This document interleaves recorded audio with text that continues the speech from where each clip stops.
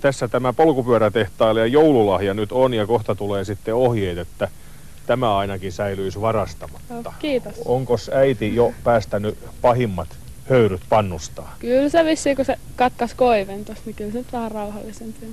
Mun teki mieli Turusta polkea tällä, tää on niin herkullisen näköinen, mutta sitten ajattelin, että siinä taitaa nuoruus huveta ja niin pantiin se kyytiin ja tuotiin. Tälle ei ole nyt kukaan ajanut. Mä toivotan hyviä kilometrejä. Kiitos. Joo, kävisikö, että me esitettäisiin mun kaverin kanssa kiitokseksi sellainen karporätti? Takuulla käy, siitä vaan. Hei.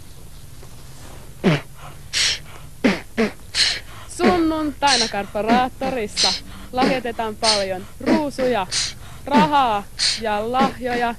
Käsitellään toisten pulmia ja tuodaan paljon iloa. Karpamme, riemun lahjoittaa, iloa, viihdettä ja joulutunnelmaa. Hei, Joukarpo!